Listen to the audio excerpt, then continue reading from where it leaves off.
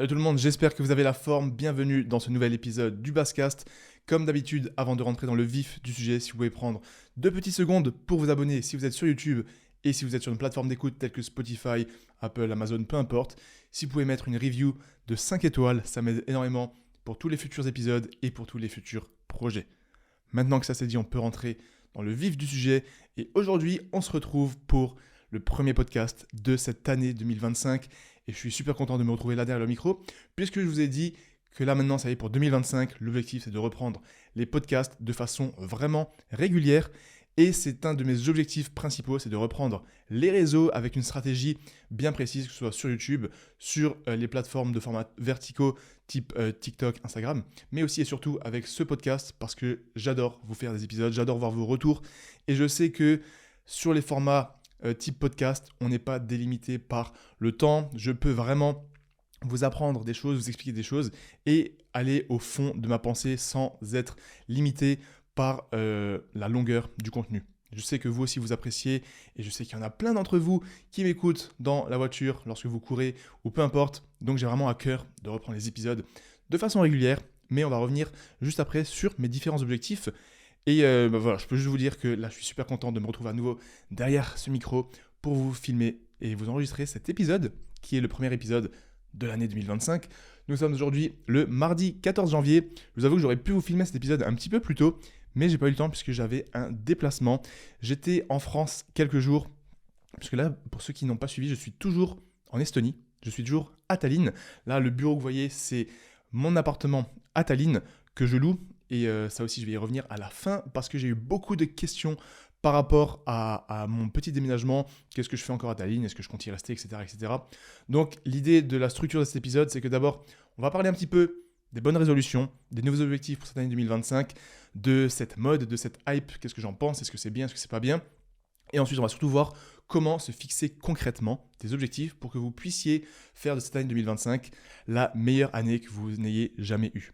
En termes de développement personnel, développement physique, développement avec vos proches, avec vos relations, avec votre boulot. Bref, on va voir ensemble comment se fixer des objectifs, comment les atteindre, comment rester motivé, comment rester discipliné.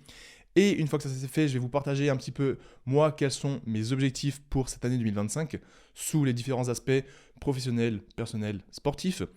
Et pour terminer, je vais répondre à quelques-unes de vos questions que vous m'avez posées sur Instagram. Là, c'est un objectif que j'aimerais faire avec ce podcast, c'est plus régulièrement vous laisser me mettre des questions dans ce format FAQ. Je vais peut-être mettre une section aussi sur mon site pour que vous puissiez directement les mettre sur l'ordinateur. Et chaque semaine, chaque 2 semaines, lorsque je fais un épisode, prendre quelques questions pertinentes, intéressantes pour vous répondre. Comme ça, si je peux vous aider, vous apporter ma vision sur certaines choses, que ce soit le sport, la nutrition, la routine, des choses de la vie, alors c'est tout bénef. Donc l'idée, c'est d'avoir pour les prochains épisodes des sujets bien spécifiques et de terminer par une petite dizaine, quinzaine de minutes où je vais répondre à absolument toutes vos questions. Donc voilà, nouveau setup aussi là pour ceux qui me voient sur YouTube. Je vous ai dit il n'y a pas longtemps, j'ai acheté une ring light, là je viens de changer, j'ai ramené un panneau LED que j'avais commandé en France et j'ai enfin ici un bras articulé comme j'avais à l'époque et je les avais perdus littéralement. En fait, c'est pas que je les avais perdus, c'est que j'avais fait un podcast avec un guest, un invité. J'étais allé chez lui et j'avais ramené les 2 bras articulés, on a fait l'épisode. Et quand je suis rentré chez moi, seulement quelques semaines après, j'ai remarqué que j'avais oublié ces bras de micro chez lui. Malheureusement, cette personne ne m'a jamais répondu. Du coup, je me contentais de mon petit pied vertical de micro. Mais je trouve que c'était hyper chiant parce qu'il était vraiment devant ma tête, il y avait moins de liberté de mouvement et ça rendait pas forcément bien aussi au montage.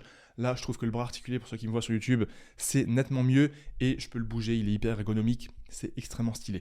Donc voilà, j'ai pu ramener ce bras, là j'ai un tout nouveau setup, je suis rodé et paré pour vous filmer au moins un épisode toutes les 2 semaines sur le Basscast. Plein de sujets nous attendent et sinon, voilà, j'ai mis la petite lumière là derrière et j'ai à nouveau mis mon bureau debout. Voilà, la dernière fois j'avais enregistré l'épisode assis, là je vais tester debout, voir comment je me sens mieux, mais en tout cas j'ai l'impression qu'en étant debout, je suis un petit peu plus libre de parler, plus libre de bouger au niveau du haut du corps, et potentiellement ma voix est mieux. Parce que vous savez, quand vous êtes debout, votre cage thoracique est potentiellement plus ouverte, et donc vous avez potentiellement un meilleur timbre et une voix qui porte un petit peu plus. Enfin bref, maintenant que ça c'est dit, je peux vous dire que là j'étais en France quelques jours. Pourquoi je suis retourné en France? Donc j'avais un shooting pour Base Athletics. Là j'ai eu 2 jours intense. J'ai shooté littéralement pendant 2 jours de 8h du matin jusqu'à 20h du soir. C'était extrêmement fatigant, mais le rendu, les résultats vont être absolument stylés. On a fait des vidéos et des photos pour les nouveaux drops. Nouveaux drops qui d'ailleurs, au moment où vous écoutez ce podcast, sont disponibles. On a là 2 nouveaux hoodies avec les t-shirts qui vont avec et surtout la paire de gants running. Ensuite, on a 3 nouveaux hoodies qui sortent dans 3 semaines. Mais là, au moment où vous écoutez ce podcast, le drop est dispo pour vous en avant-première avec le code BAZE. Voilà, ce code, il est dispo nulle part là maintenant. Donc, juste sur les nouveaux hoodies, en plus des soldes qui sont actuellement sur le site, vous avez le code BAZE. Et j'ai trop hâte de vous montrer là le contenu qu'on a fait. Il y a des vidéos, il y a des photos qui sont absolument bangers. Et surtout, j'ai aussi pu filmer le premier épisode de la future prépa qui m'attend sur YouTube. Et ça, c'est mon premier objectif sportif de cette année 2025. Mais je ne vais pas vous le dire maintenant, je ne vais pas vous spoiler. Ça viendra juste après dans ce podcast. Je vais vous dire en avant-première ce quoi mes objectifs pour cette année. Et voilà. Donc, petit jour en France, c'est vraiment cool. Là, de retour en Estonie, il y a de la neige, beaucoup de neige. Hier, je suis allé courir.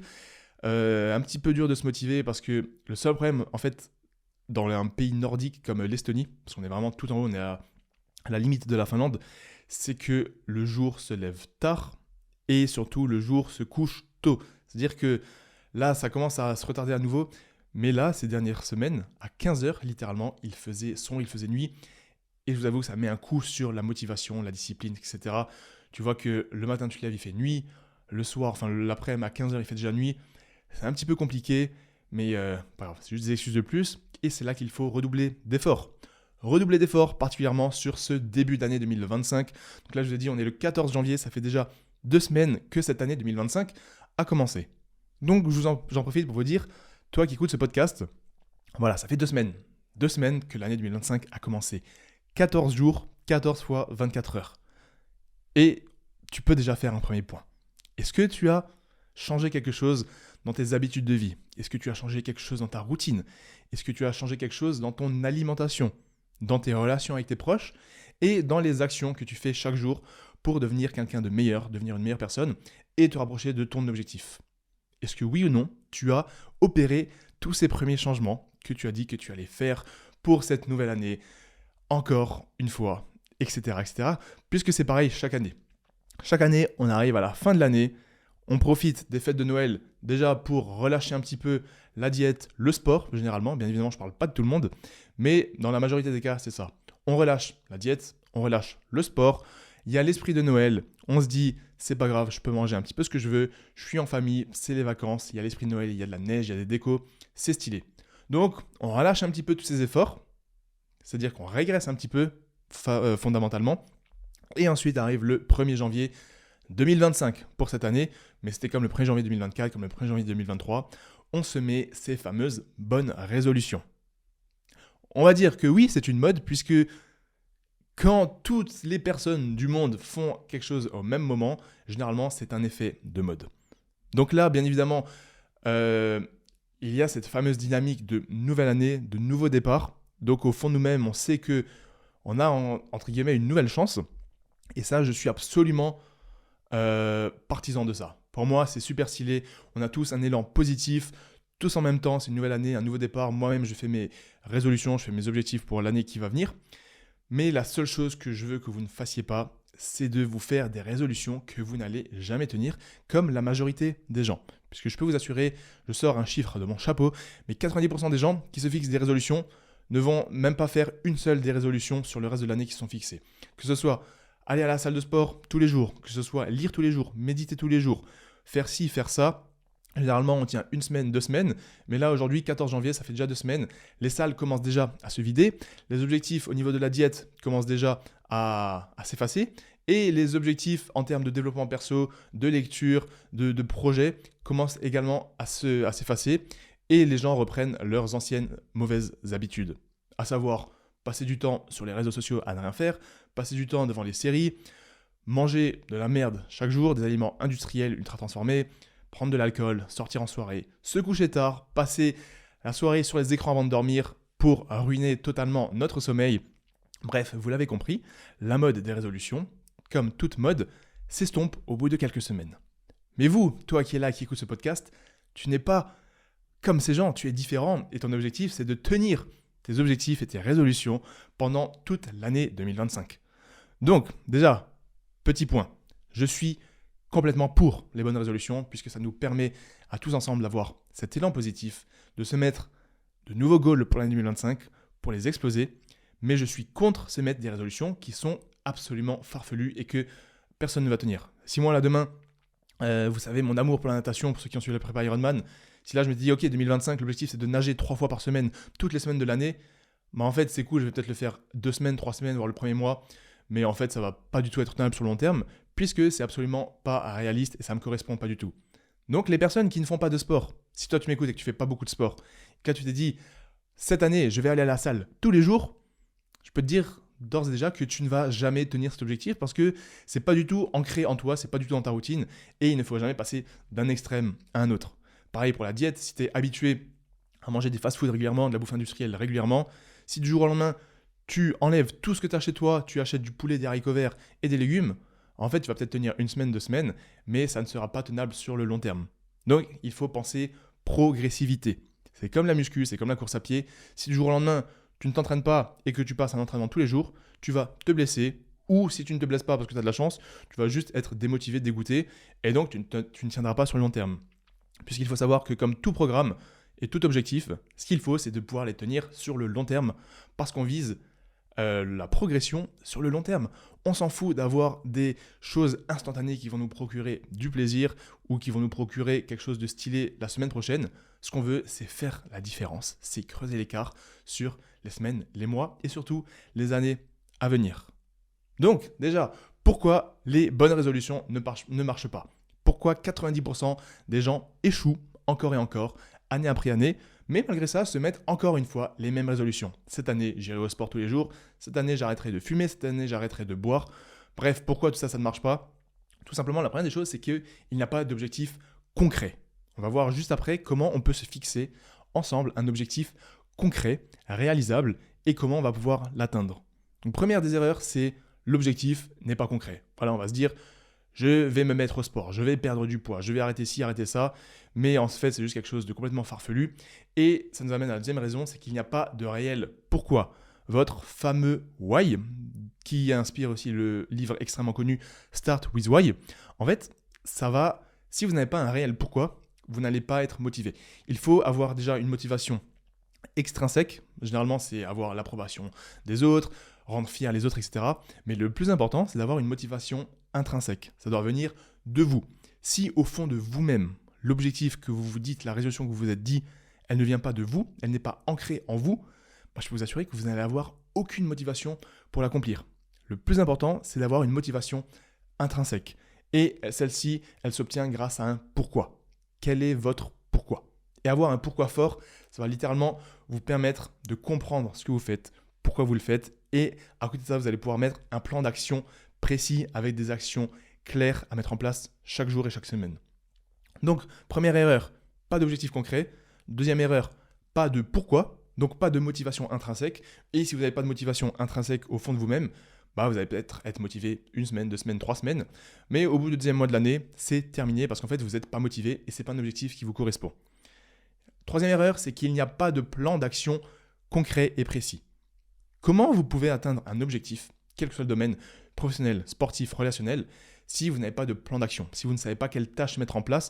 C'est comme, j'aime bien prendre l'exemple d'un GPS. C'est comme si tu as ton GPS et que, en fait, si tu lui donnes pas de destination, si tu lui donnes pas le point final que tu vas atteindre, il ne saura pas si tu dois aller tout droit, à gauche, à droite. Tu vas juste avoir une direction aléatoire, mais alors littéralement complètement aléatoire. Tu vas aller à droite, à gauche, alors que ça se trouve, tu vas aller tout droit. Ou inversement, tu vas aller à reculons, alors que ça se trouve, tu vas aller tout droit. Bref, il faut que tu aies une destination finale pour que le GPS puisse t'indiquer la route exacte à prendre. Et c'est pareil pour un objectif. Tu dois avoir un objectif clair, concret, que tu peux visualiser, un truc qui est motivant pour toi, dont tu as un réel pourquoi. Et une fois que tu as cet objectif, tu peux le décomposer en actions claires à mettre en place chaque jour. Exemple, si tu veux perdre 10 kilos en 10 mois, tu sais que tu dois perdre 1 kilo par mois, c'est-à-dire que tu dois perdre X grammes par semaine, et pour ça, c'est-à-dire que tu dois aller à la salle au moins 2 fois par semaine, c'est-à-dire que tu dois réduire un petit peu ta consommation de sucre, d'aliments industriels, et là, tu as un plan concret, tu as un réel pourquoi, parce que ton pourquoi c'est je veux perdre du poids pour avoir plus confiance en moi, pour que ma conjointe, mon conjoint, ma femme soit davantage attiré par moi et plus confiance en moi. Tu sais aussi que quelqu'un qui a un physique plus athlétique, des épaules larges, mâchoire carrée, etc., ça a forcément plus d'impact et plus respecté aux yeux des autres.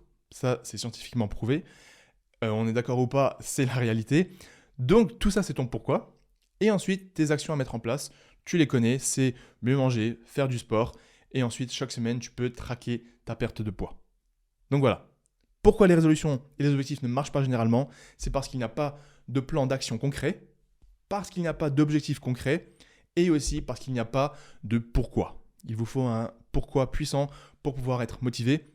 Et ensuite, un des derniers trucs qui ne fonctionne pas avec les résolutions, j'en avais parlé dans un podcast l'année dernière sur un petit peu la même thématique, c'est qu'en fait, 1 an, c'est beaucoup trop long. La majorité des gens ne sont pas capables de tenir un programme sur 1 semaine, sur même 2 semaines, et ils se mettent des objectifs sur 1 année. C'est absolument con, voilà, il faut le dire. C'est de la folie de pouvoir penser qu'on n'est pas capable de tenir des choses sur 1 ou 2 semaines, et que là, cette année, parce que c'est une nouvelle année, on va se tenir un objectif sur toute l'année. Non, il faut avoir certes un objectif sur le long terme, donc sur 1 année ou plus, mais une fois que vous avez ça, il faut absolument, c'est crucial et primordial de diviser ce gros objectif en plusieurs sous-objectifs pour vous permettre déjà d'avoir moins de frustration et surtout d'avoir plus de motivation. Le fait d'avoir plusieurs objectifs, ça va vous permettre d'avoir cette sensation de vous rapprocher de cet objectif ultime. Si du jour au lendemain, vous avez juste cet objectif ultime à long terme, je peux vous assurer que vous allez être dégoûté parce que ça vous paraît tellement loin, tellement dur et tellement intense à accomplir que vous ne saurez même pas par où commencer et que votre point de départ par rapport à votre idéal d'arrivée, en fait la distance est tellement grande que vous allez être dégoûté et vous ne serez pas motivé. Donc il faut diviser votre objectif ultime en plusieurs sous-objectifs, en trimestres par exemple, en plusieurs mois ou en plusieurs semaines. Comme ça, chaque fois que vous atteignez un sous-objectif, vous allez avoir une sensation d'accomplissement, une sensation de renouveau puisque vous avez un nouvel objectif ensuite et vous allez également pouvoir faire le point régulièrement sur tous vos sous-objectifs. Donc je vous donne un exemple concret même si on va y revenir juste après. Si vous voulez courir un marathon et que vous n'avez jamais couru, forcément vous vous levez le matin et vous dites putain, il faut que j'aille courir un marathon, ça va vous paraître si dur. Et en fait, plus l'objectif paraît loin, moins on est motivé. Alors qu'à l'inverse, si l'objectif ultime dans 1 an c'est de courir un marathon, ça veut dire que dans 3 mois je dois courir un semi-marathon. Ça veut dire que dans 1 mois je dois courir mon premier 10 km. C'est-à-dire que là, la semaine prochaine, idéalement, il faut que j'essaye de courir 5 km.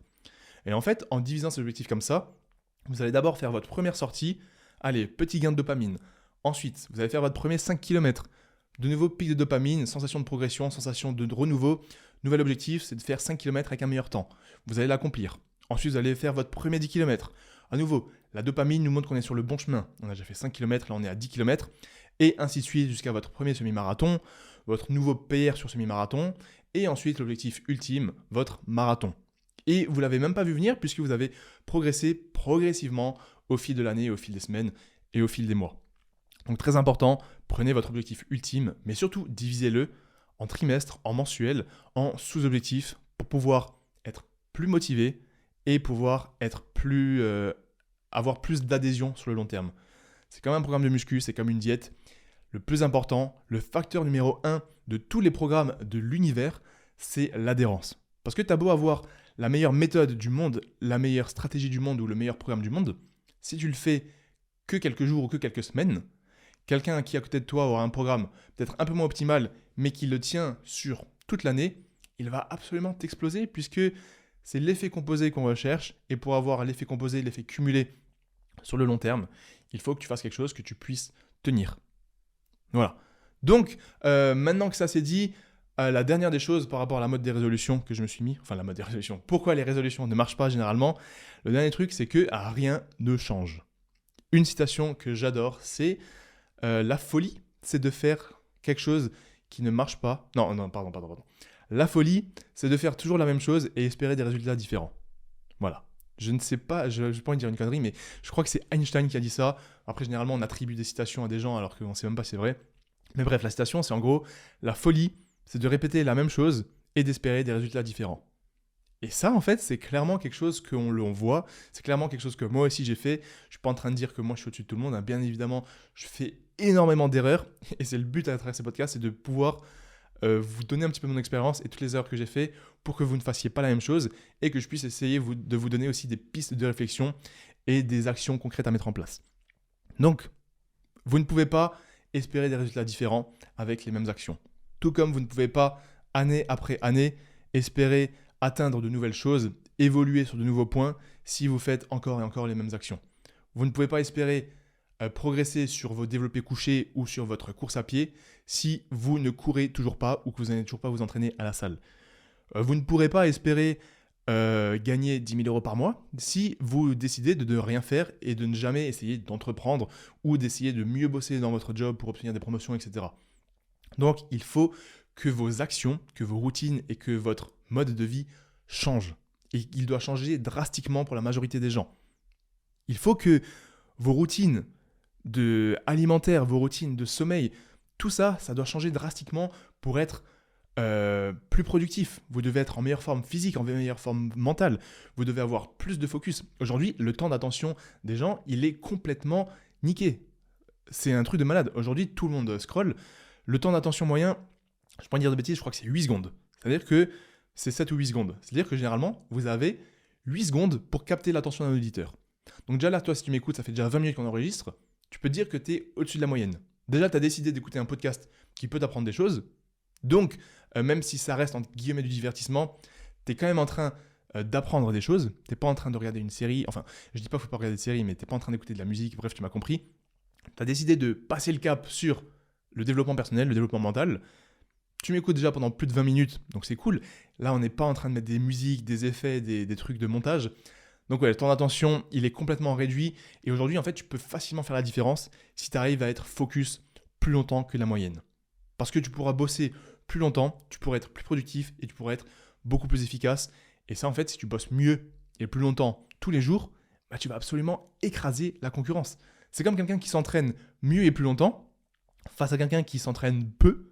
Bah, en fait, tu vas l'exploser sous quelques jours, quelques semaines, c'est fini, l'écart il est creusé et toi, tu es loin devant. Donc, il faut que tu sois loin devant, il ne faut pas que tu sois la personne qui soit loin derrière. Ensuite, au-delà de ça, les routines de vie, généralement, elles sont complètement nazes aussi. Les gens mangent mal, c'est-à-dire qu'ils n'ont pas de minéraux, ils n'ont pas de vitamines. En plus de manger mal, ils ne prennent aucun complément alimentaire, c'est-à-dire qu'ils sont potentiellement en déficit, en carence de tout ce qui est essentiel pour performer.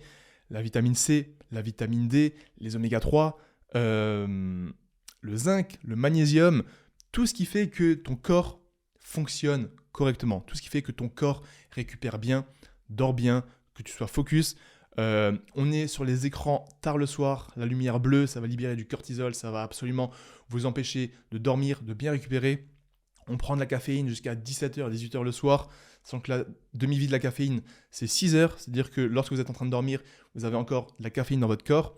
Donc ça, plus la lumière bleue, plus le fait de vous coucher tard, en fait, ça ruine votre sommeil. Et c'est là qu'il y a des gens qui disent « Ouais, mais moi, la caféine, ça me fait rien. » Et en fait, c'est pas question que ça te fasse quelque chose ou que tu ressentes quelque chose ou pas. C'est que physiologiquement, la caféine, elle est là dans ton corps. Donc même si toi, tu penses que tu dors bien, bah peut-être que sans cette caféine, tu dormirais mieux. Parce que j'ai eu souvent ce débat avec des gens que je vais prendre du café le soir. Chacun fait ce qu'il veut, bien évidemment. Mais je leur dis juste, ouais, tu sais que tu peux prendre un décaféiné ou autre chose parce que forcément, peut-être tu dormirais mieux.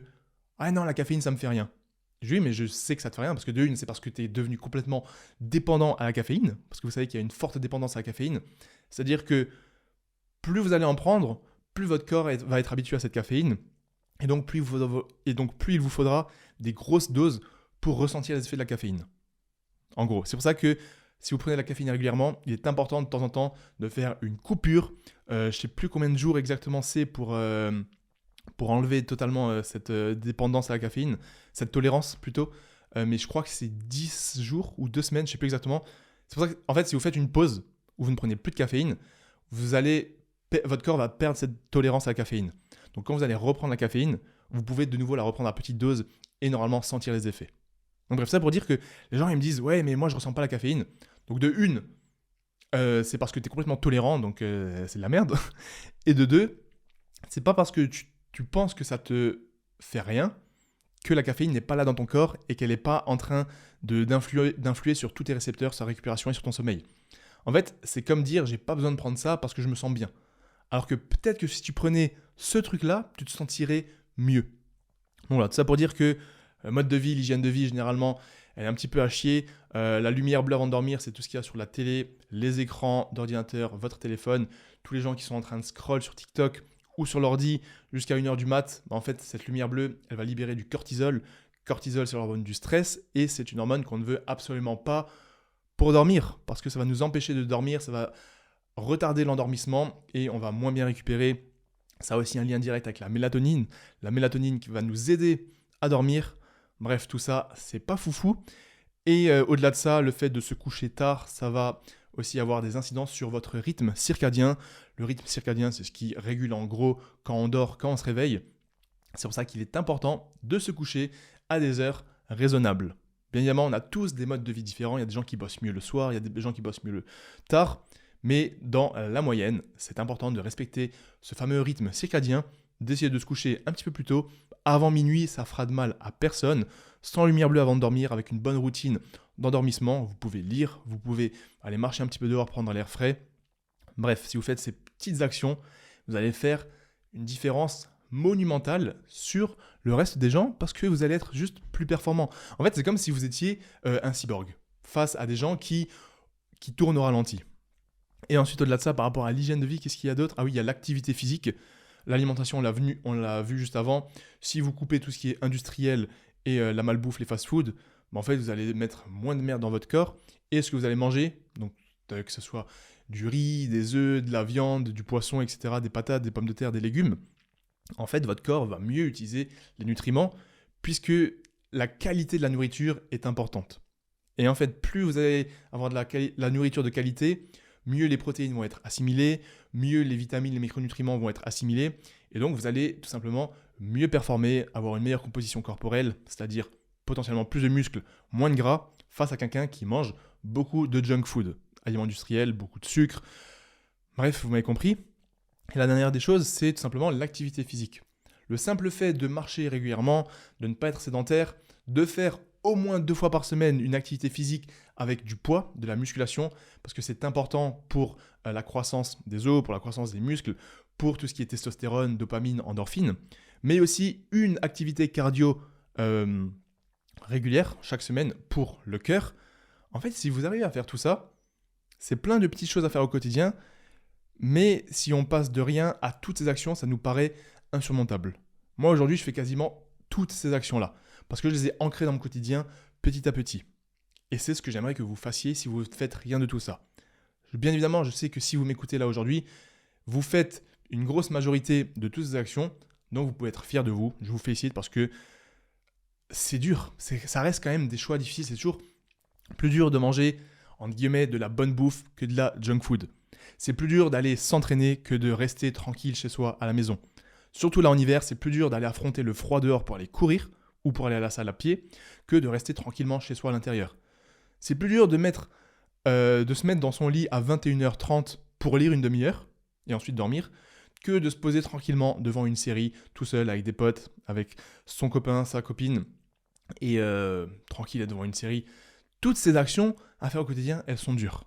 Mais c'est justement en faisant ces choix difficiles que vous choisissez le progrès et la bonne santé et la progression sur le long terme. Là où toutes les autres personnes choisissent la gratification instantanée. Vous avez déjà entendu ce terme, vous m'avez déjà entendu parler de ça aussi. Tout ce qui est gratification instantanée, c'est ce qui va libérer des pics de dopamine sur l'instant T. Et en fait, vu que, exemple, ceux qui ne sont pas familiers avec la dopamine, c'est l'hormone, en gros, de la motivation. C'est ce qui va nous permettre d'être motivé, d'être déter à atteindre un objectif. C'est un neurotransmetteur de la famille des catécholamines, tout comme l'adrénaline et la noradrénaline, et elle est active dans plusieurs zones du cerveau. La dopamine, c'est ce qui va nous permettre d'être motivé et de vouloir atteindre un objectif. Mais le problème, c'est que ça peut créer, avoir des dysfonctionnements au niveau de la dopamine, que ce soit un surplus de dopamine ou un manque de dopamine, ça peut créer soit de la dépression, un manque de motivation, ça c'est si on n'a pas assez de dopamine, CF Parkinson. Parkinson, c'est une maladie, vous connaissez sûrement Parkinson, je ne vais pas entrer dans les détails ici. Mais en gros, Parkinson, c'est dû à un manque de dopamine. Et c'est pour ça que généralement, à terme, les personnes qui sont touchées de dopamine, qui sont touchées de Parkinson, elles ont un manque de motivation. Elles paraissent moins motivées, moins enclins à vouloir faire des choses qui auparavant elles voulaient faire, tout simplement parce qu'on a un manque de dopamine. Ça va aussi réduire l'amplitude de mouvement parce que en fait, quand tu as moins de dopamine, tu es moins énergique, tu bouges moins et tu es moins motivé. Et à l'inverse, un surplus de dopamine, ça peut créer des dépendances. Et c'est pour ça qu'en fait, la dopamine, c'est à double tranchant parce que si tu l'optimises correctement, tu vas être performant, tu vas être motivé et rien ne pourra t'arrêter parce que tu seras une machine de discipline. En gros, pour faire bref. Mais à l'inverse, la dopamine sur certaines actions qu'on va définir comme mauvaises, telles que les jeux... Enfin, je dis pas que les jeux vidéo c'est mauvais, mais l'addiction aux jeux vidéo, on est d'accord que c'est mauvais. Donc l'addiction aux jeux vidéo, le porno, la malbouffe, scroller sur les réseaux sociaux sans fin, les drogues dures, la nicotine, la caféine, tout ça en fait, ça va stimuler directement votre dopamine. Et en fait, vu que la dopamine c'est l'hormone de la motivation, ça vous provoque tellement un bien-être que vous allez vouloir de nouveau chercher ce qui vous a provoqué ce pic de dopamine. Exemple, vous faites un scroll sur TikTok, vous voyez un réel marrant, allez, vous avez un petit pic de dopamine. Et sans même le savoir, votre corps va de nouveau chercher à avoir ce même pic de dopamine. Donc vous scrollez à nouveau, allez, deuxième pic de dopamine. Et là aussi, en fait, il vous en faut un petit peu toujours plus, parce que vos niveaux de base de dopamine vont complètement être niqués. Et du coup, ce qui avant vous procurait un peu de dopamine, il va vous en falloir, je bégaye, il va vous en falloir un petit peu plus. C'est comme la caféine et c'est comme certaines drogues dures. Tu commences une fois, tu as un pic de ouf, mais ensuite tes niveaux de dopamine, ils baissent. Donc la prochaine fois que tu le fais, il t'en faudra un petit peu plus et ainsi de suite jusqu'à ce que tu tombes dans l'addiction. Donc tout ça pour dire que la dopamine, c'est un truc qui est extrêmement puissant pour rester motivé, discipliné au jour le jour, semaine après semaine. C'est ce qui te permet, ce que je vous ai dit avant, quand vous vous fixez un gros objectif et que vous vous fixez d'autres sous-objectifs, en fait, chaque fois que vous allez atteindre un sous-objectif, vous allez avoir des petits pics de dopamine qui disent à votre cerveau que vous êtes sur le droit chemin. Et donc, ça va vous redonner un gain de motivation, un gain de discipline. Et en fait, chaque tâche que vous allez accomplir pour votre objectif ultime, ça va vous permettre d'avoir plus de motivation. C'est pour ça que c'est primordial d'avoir des sous-objectifs. Mais à l'inverse, comme j'ai dit, avoir une mauvaise hygiène de vie, chercher la gratification instantanée, ça va nous mettre des pics de dopamine régulièrement et ça va en fait complètement nous niquer et ça va nous donner encore plus envie de faire ces actions qui sont néfastes sur notre progression, sur notre croissance. Parce qu'on veut continuer de jouer aux jeux vidéo, on veut continuer de regarder du porno, parce qu'on sait que sur l'instant T, quand on le faisait, ça nous apportait beaucoup de bienfaits, même si au final, c'est du bienfait sur un instant T et pas sur le long terme. De toute façon, j'ai un épisode absolument complet sur la dopamine qui arrivera cette année, soit dans les semaines à venir, soit dans les mois à venir. Je vais vous expliquer exactement en détail. En fait, c'est un script qui est prêt depuis, depuis plus d'un an. Mais je procrastine cet épisode parce qu'en fait, j'ai envie qu'il soit tellement bien. J'ai envie que quand vous l'écoutiez, vous connaissiez tout sur la dopamine et vous savez exactement ce que c'est, comment ça fonctionne, comment l'optimiser pour le mettre en place avec des actions concrètes dans votre vie de tous les jours. Ça arrivera cette année dans le Basscast, je vous assure. Le script est prêt, il faut juste que je le fasse. Mais en gros, voilà, tout ça pour dire que c'était le dernier point sur pourquoi les bonnes résolutions ne marchent pas. C'est parce que rien ne change. Les routines de vie qui sont nulles ne changent pas, l'entourage ne change pas et les actions ne changent pas. On répète encore et encore les mêmes actions qui sont nazes, tout simplement parce que notre cerveau est branché sur un mauvais système qui nous apporte de la dopamine. Donc on a en quelque sorte une forme d'addiction. Je suis passé par là sur certaines choses, je sais ce que c'est, je sais que c'est dur, mais tout ça c'est pour vous dire que faire le choix difficile, ça vous permet d'être meilleur chaque jour. Ne restez pas dans la facilité puisque la majorité suit la facilité. Là, je vous ai dit, j'étais en France il y a quelques jours, donc quand je suis revenu, j'étais à l'aéroport. Et en fait, pour ceux qui me suivent sur Instagram, dès que je voyage, je mets toujours la même story. Je prends cette fameuse story de l'escalier et de l'escalator. Et en fait, je ne vais pas dire 100% du temps, mais 95% du temps où je prends cette photo, Sur l'escalier, il n'y a personne et sur l'escalator, il y a tout le monde. Et en fait, j'en parlais avec ma copine. C'est un exemple bête, mais je sais qu'il y a des gens qui peuvent être âgés, qui peuvent avoir des difficultés, qui sont fatigués, qui ont déjà fait leur séance de sport, qui en ont juste rien à foutre de prendre l'escalier. Mais en fait, si tu prends la majorité, ça témoigne juste que putain, il y a un escalier, tu pourrais prendre l'escalier, t'as genre juste 15 marches à monter, et rien que faire ça, ça te permet de faire la différence, ça te permet à ton corps de te sentir vivant. Gros, t'as un corps, t'as des jambes, c'est fait pour marcher, c'est fait pour prendre l'escalier, c'est pas fait pour se mettre sur les stairs. Si t'as une famille, une poussette et des gosses avec 3 valises, ok, prends l'escalator, c'est pas ce que je suis en train de te dire.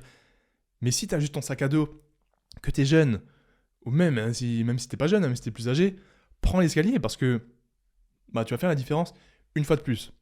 Et là encore l'autre fois, j'étais à l'aéroport de Francfort. Ceux qui connaissent cet aéroport de Francfort, il est absolument énorme. Ceux qui sont jamais allés à Tallinn, en Estonie, l'aéroport, t'as l'impression que t'es chez toi. Déjà, l'aéroport, il est en parquet. Dans quel monde tu prends un aéroport avec du parquet? Parce qu'en fait, le parquet, ça s'use. Donc si tu mets du parquet dans un aéroport, bah, il va être explosé, il va falloir le changer régulièrement.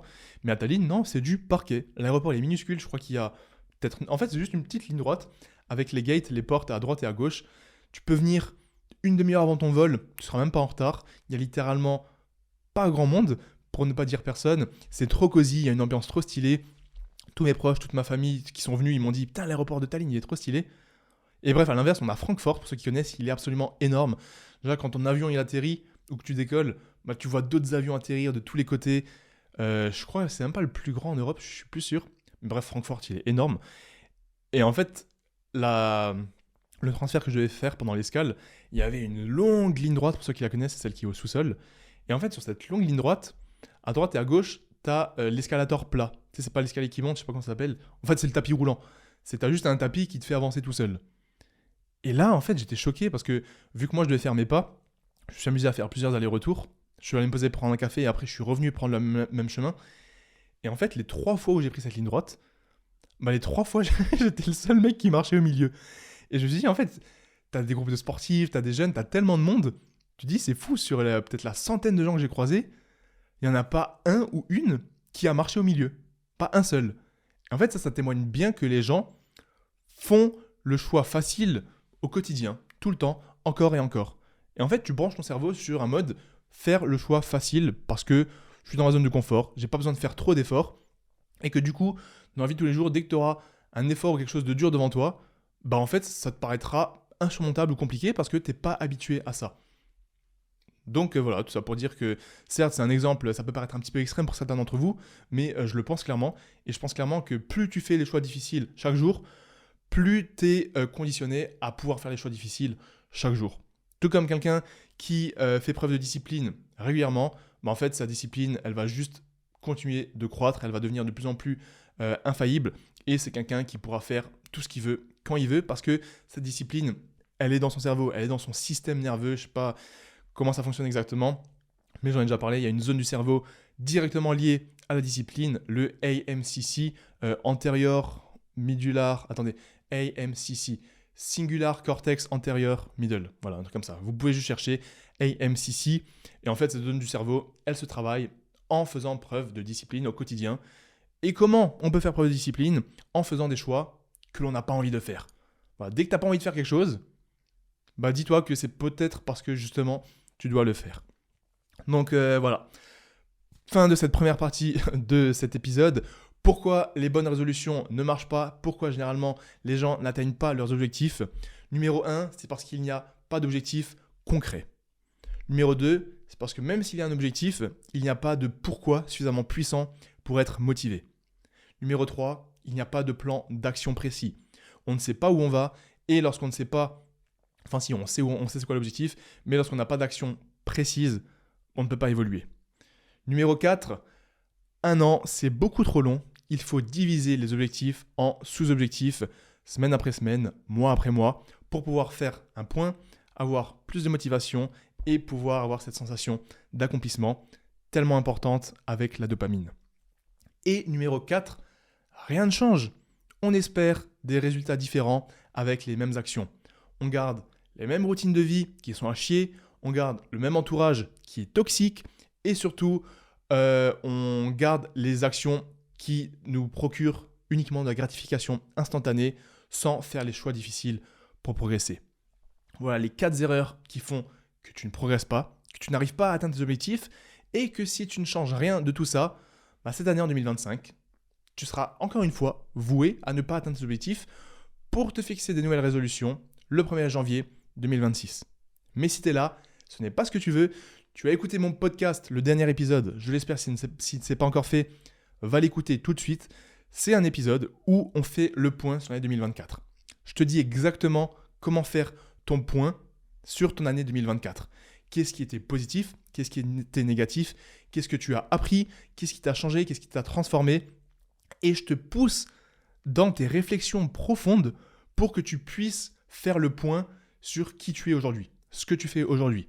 Qu'est-ce que tu dois mettre en place pour devenir meilleur, pour ne pas répéter encore une fois les mêmes erreurs, et qu'est-ce que tu dois continuer de faire que tu as bien fait sur l'année 2024, qui t'ont permis d'accomplir des grandes choses, qui t'ont permis d'être fier. Donc ça, c'est le dernier épisode. Je t'ai dit comment faire le point sur l'année 2024. J'ai posé, je crois, 13 ou 14 questions. Des questions... on va faire un truc plus concret là. Il y a 2 personnes. Il y a les personnes qui n'ont pas écouté le podcast parce que mon podcast, c'est pas le plus connu forcément. Et il y a les deuxième personnes, celles qui ont écouté le dernier épisode.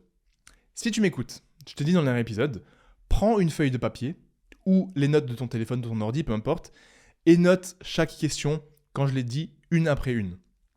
Et ensuite, une fois que tu as noté toutes les questions, prends-toi un moment, un vrai moment, pas devant une série ou quoi, un moment calme, seul, toi avec toi-même, dans ton bureau, dans ta chambre, dehors pendant ta marche, et réfléchis aux réponses à toutes ces questions. Est-ce que tu l'as fait, oui ou non? Honnêtement, là je veux que tu mettes en commentaire, sois honnête avec toi-même, et avec moi surtout, est-ce que, oui ou non, tu t'es posé les questions que je t'ai données, et est-ce que tu y as apporté une réponse réfléchie et profonde? Pas juste pourquoi tu étais fier cette année, parce que c'était cool. Vraiment, des vraies réponses. Est-ce que oui ou non, tu l'as fait? Franchement, mets-moi en commentaire, ça me ferait trop plaisir de le voir. Et si tu ne l'as pas fait, mais que tu m'écoutes là encore, je t'assure en fait, va juste regarder les chapitres de l'épisode, de dernier épisode. Grâce au chapitre, tu as les questions. Tu as juste à lister tes questions. Prends-toi juste une petite demi-heure, même pas. Ça te permettra de tout exploser pour cette année 2025. Parce qu'en fait, ça te permettra de clarifier les choses. Ça te permettra de voir exactement qu'est-ce qui était bien et pas bien sur l'année 2024. Ça te permettra exactement de voir quelles actions étaient cool, quelles actions étaient moins cool. Tu pourras voir où est-ce que tu étais fier, où est-ce que tu étais moins fier. Et en fait, en ayant de la data sur tout ça, en te posant vraiment ces questions, ça te permettra de mieux avancer pour cette année 2025. Puisque là, ce qu'on va faire maintenant, c'est je vais t'expliquer comment te fixer des objectifs. Je vais t'expliquer l'importance de fixer des objectifs, comment les faire, et ensuite comment rester motivé et discipliné sur toute l'année 2025 pour atteindre ces objectifs. Mais avant de fixer ces objectifs 2025, il est important de faire le point sur 2024. Parce qu'en fait, tu ne peux pas évoluer vers un nouveau truc si tu n'as pas fait le compte-rendu de la dernière chose que tu as fait. Si tu veux évoluer sur ta prochaine compétition, faut faire le point sur ta dernière compétition. Qu'est-ce qui était bien, qu'est-ce qui n'était pas bien, est-ce que j'ai manqué d'entraînement, est-ce que j'ai pas assez bien mangé. Pareil, si tu as ton entreprise, si tu es en cours, ok, prochain devoir, prochain contrôle, prochain projet perso, professionnel, je vais regarder le dernier que j'ai fait, est-ce que je l'ai accompli, est-ce que je ne l'ai pas accompli, pourquoi je l'ai accompli, pourquoi je ne l'ai pas accompli, etc., etc. Donc, mes pauses, va écouter le dernier épisode du podcast que j'ai fait, on fait le point sur 2024, et une fois que c'est fait, une fois que tu as posé toutes les questions, une fois que tu as répondu à toutes ces questions, on peut passer aux objectifs pour 2025. Et on attaque donc là la deuxième partie de ce podcast, l'importance de se fixer des objectifs, comment les atteindre et comment rester motivé et discipliné jour après jour, semaine après semaine. Bon, je viens de me chercher un petit verre d'eau pour la deuxième partie de ce podcast. Ça donne soif de parler comme ça tout seul. Je suis à jeun là. Je suis complètement à jeun. J'ai pris juste un espresso avant de commencer l'enregistrement pour être un petit peu plus focus. Mais là, j'ai une petite nouvelle habitude depuis quelques semaines qui me convient parfaitement. C'est que je jeûne à nouveau le matin. En fait, vous savez qu'à l'époque, je jeûnais toujours. Donc là, j'ai repris ce que je faisais avant. Je jeûnais toujours le matin. Pendant la prépa Ironman, j'ai complètement arrêté de jeûner le matin. Parce que forcément, vous savez, prépa Ironman, 15 heures d'entraînement par semaine. Le matin, tu t'envoies des fractionnés, tu t'envoies de la muscu. Faut que tu sois absolument en forme, faut que tu aies beaucoup d'énergie, beaucoup de glucides et des protéines aussi pour ne pas perdre toute ta masse musculaire. Donc absolument crucial de manger le matin. J'essaie de me forcer régulièrement. Mais là, en fait, depuis quelques semaines, maintenant que j'ai plus prépa Ironman, même s'il y a une nouvelle prépa qui commencerait bientôt, je jeûne le matin. Je mange mon premier repas vers midi 30. Donc en gros, je fais pas vraiment le jeûne intermittent, c'est juste que je préfère jeûner le matin. Ça me permet de juste prendre mon café, d'être plus focus pour bosser. Je perds pas de temps à faire à manger le matin. Et ensuite, je casse mon jeûne. Donc le premier repas que je me fais, c'est généralement une grosse assiette d'œufs. Je me fais 5 œufs avec du fromage. Là en ce moment, j'ai ramené de France là, du comté au lait cru. Qu'est-ce que c'est bon le comté au lait cru. Des œufs, un petit peu de pain, de temps en temps un petit peu de saumon, un petit peu de charcuterie, enfin de jambon pour avoir un petit peu plus de protéines. Donc voilà, petite nouvelle habitude. Donc là, je suis à jeun. Et dès que je termine ce podcast, je vais me faire mes 5 œufs. Qu'est-ce que j'ai hâte. Donc bref, partie numéro 2 de ce podcast. On a compris pourquoi les bonnes résolutions et les objectifs ne fonctionnent pas généralement. On va lutter contre ça. Et on vient de faire le point aussi sur l'année 2024. Donc maintenant, il est essentiel de se fixer nos objectifs, tes objectifs pour cette année 2025. Puisque... quelle est l'importance ? Voilà, quelle est l'importance de se fixer des objectifs ? Tout simplement, ça te permet de savoir où tu vas. Comme je l'ai dit avant, dans ta vie, tu as un GPS. Si tu ne mets aucune destination, en fait, ça ne fonctionne pas. L'objectif, ça te permet de savoir où tu dois aller, qu'est-ce que tu dois faire pour y aller, quel est ton pourquoi, quelle est ta motivation, blablabla.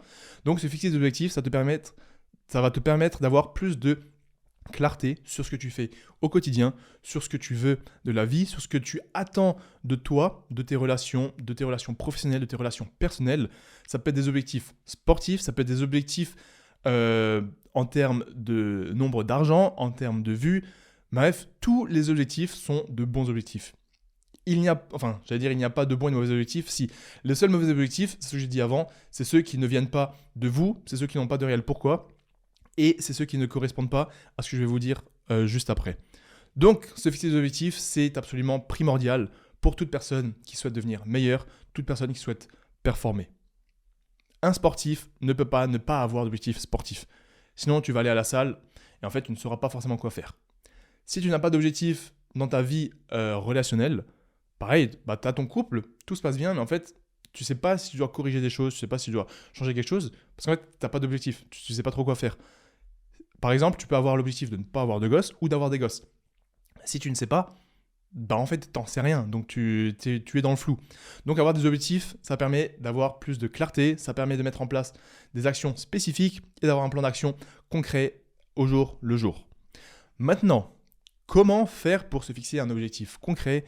Il y a plein de choses différentes. Moi, la chose que j'aime bien, et en plus on l'a revu en kiné, je l'ai revu en prépa maths aussi quand j'étais, c'est ce fameux anagramme SMART. Votre objectif doit être SMART. L'anagramme, c'est-à-dire que chaque lettre du mot SMART correspond à un mot, donc S-M-A-R-T, SMART qui vient aussi de l'anglais intelligent. Donc, la première lettre, le S, c'est spécifique. Le M, c'est mesurable. Le A, c'est atteignable. Le R, réaliste. Et le T, temporel. Donc, votre objectif doit être SMART. La première des choses, c'est-à-dire qu'il doit être spécifique. L'objectif doit être précis et concret, comme je l'ai dit avant. Vous ne devez pas vous dire « je veux perdre du poids » ou « je veux gagner plus d'argent ». Vous devez vous dire « j'aimerais perdre 5 kilos en 5 mois » ou « j'aimerais gagner 5 000 € dans les 3 prochains mois ». Voilà, vous devez avoir un objectif concret, spécifique. Parce que si vous vous dites « j'aimerais perdre du poids », en fait, à aucun moment vous pourrez faire un point et vous dire « oui, je suis satisfait » ou « oui, j'atteins l'objectif ». Parce que si vous perdez 500 grammes en 10 mois, en fait, c'est rien, donc l'objectif, il n'est pas atteint. Mais vous avez quand même perdu du poids. Et pareil, si vous dites « j'aimerais gagner plus d'argent », si dans votre tête, vous voulez être financièrement riche, entre guillemets, si au bout de 6 mois, vous avez gagné 1 000 € en plus, en fait, ça ne va rien changer à votre vie, mais en soi, vous avez quand même gagné plus d'argent. Donc, votre objectif doit être spécifique. Exemple, courir 10 km en moins de 50 minutes dans 6 mois. Exemple, perdre 6 kilos avant l'année 2025, avant l'année 2026. Gagner 10 000 € avant l'été. Voilà. Étape numéro 1, l'objectif doit être spécifique. Étape numéro 2, le M, mesurable. Votre objectif doit être quantifiable pour pouvoir suivre vos progrès. Là, c'est un petit peu pareil. Si vous voulez perdre 10 kilos, vous pouvez traquer chaque kilo. Si vous voulez gagner 10 000 euros avant la fin du mois, vous savez que si vous êtes à 5 000, 6 000, 7 000, 8 000. Après, vous êtes bien si vous avez 10 000 euros avant la fin du mois. Ensuite, pareil en musculation, vous ne devez pas dire je veux progresser au squat, vous devez dire j'aimerais gagner 10 kilos sur mon squat. Passer de 100 à 110 kilos. Comme ça, vous pourrez voir, ok, aujourd'hui j'ai fait 102 kilos. Dans 3 semaines, là, ok, je suis à 105 kilos. C'est mesurable. Vous pouvez le quantifier pour faire des points et voir si vous êtes sur le bon chemin. Donc spécifique, mesurable. Ensuite, on arrive au A, atteignable. Votre objectif doit être atteignable. C'est-à-dire qu'il doit être suffisamment ambitieux pour vous challenger, mais doit être réaliste en fonction de votre mode de vie et de vos ressources personnelles, financières et tout ce que vous avez à disposition. Donc atteignable, c'est-à-dire qu'un objectif, comme je l'ai dit, doit être suffisamment ambitieux parce qu'il doit vous challenger. Vous devez sortir de votre zone de confort, vous devez faire des choix difficiles, vous devez travailler dur pour pouvoir l'atteindre. Mais à côté de ça, il doit être atteignable. C'est-à-dire qu'il doit prendre en compte votre mode de vie, votre emploi du temps. Est-ce que vous êtes célibataire? Est-ce que vous avez une famille? Est-ce que vous vivez en France, en Europe, dans le monde? Parce qu'en fonction des objectifs, ça peut avoir des différences. Le lieu de vie. Est-ce que... bref, ça doit tout simplement être atteignable. Vous m'avez compris. Dans les exemples, il y a par exemple... on pourrait dire, voilà, si aujourd'hui vous n'avez jamais couru, vous pouvez vous mettre, ok, avant la fin de l'année, j'aimerais courir un marathon. Mais vous n'allez pas vous dire, dans un mois, j'aimerais courir un marathon en 3 heures. On sait pertinemment que ce n'est pas possible et que ce n'est pas atteignable. Si vous aimeriez perdre 10 kilos en 2 semaines, ça ne va pas être possible, ça ne va pas être atteignable. Donc voilà, votre objectif doit être atteignable. Ensuite, on arrive au R, réaliste. Là, c'est un petit peu pareil. L'objectif doit être réaliste, il doit prendre en compte votre situation personnelle, financière, emploi du temps. Ça doit être réaliste et ça doit convenir à votre mode de vie. Et la dernière lettre de SMART, le T, temporel, vous devez vous mettre une deadline. Votre objectif doit être temporel, puisque la deadline va vous permettre d'avoir un plan d'action précis et surtout d'être plus motivé parce que vous avez une échéance claire et définie. Exemple, le marathon, je dois le courir dans 12 mois. Exemple, je dois gagner 1 000 euros dans 2 semaines. Je dois progresser de 20 kilos sur mon squat avant 2026. Voilà, temporel, l'objectif doit avoir une échéance claire et précise. Et ça va également booster votre motivation. C'est ce qu'on va voir juste après. Donc, un objectif, si vous voulez vous fixer un objectif correct, qui va vous permettre d'être plus motivé, d'avoir un plan d'action précis, de savoir où vous allez dans votre vie, il doit être SMART, spécifique, mesurable, atteignable, réaliste et temporel. Bon, maintenant qu'on a vu comment se fixer un objectif et que je vous ai également expliqué ce qu'il ne faut pas faire ce qu'il faut faire pour ne pas pouvoir atteindre ces objectifs, on va pouvoir voir comment rester motivé et discipliné pour atteindre ces objectifs sur le long terme. Laissez-moi juste boire une petite gorgée d'eau. Donc, la première des choses, avant d'attaquer la première des choses, par rapport aux objectifs, il est également important, comme je l'ai dit en début de podcast, de se fixer ces objectifs SMART, mais aussi de se fixer des objectifs à long terme, moyen terme et court terme. Généralement, les objectifs long terme, c'est des objectifs sur un horizon d'1 an et plus. Ça peut être, j'aimerais courir un Ironman, participer à un Ironman. Ensuite, on a des objectifs moyen terme. Là, on est plutôt sur un horizon de 3 mois à 6 mois, ou plutôt de 1 mois à 6 mois. Et ensuite, on a des objectifs à court terme. Ça peut être des objectifs quotidiens ou hebdomadaires, donc chaque semaine. Très important, fixez-vous des objectifs et divisez en sous-objectifs. Donc long terme, moyen terme, court terme.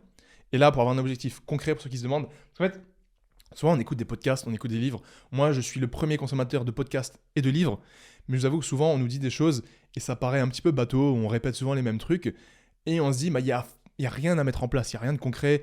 Ou ok, il est gentil, il me dit, il faut se mettre un objectif, il faut l'atteindre, il faut arrêter de faire ci. Mais en fait, dans la vie, c'est pas du tout pareil. Là, je vous assure que c'est le genre de choses, si vraiment vous prenez le temps de vous poser, de prendre une feuille de papier, de tout noter et d'essayer de mettre en place des actions précises et concrètes chaque jour, chaque semaine, ça fera la différence, mais de manière significative. Moi d'ailleurs, juste là derrière moi, j'ai reçu là ce petit nouveau carnet pour cette année 2025. J'ai repris la bonne habitude de noter. Qu'est-ce que je note dans ce carnet? Je note là tout simplement, en fait c'est un carnet pas avec des feuilles blanches, mais c'est un agenda chaque jour. Donc en fait là, je me lève le matin, première chose que je fais, je bois mon verre d'eau.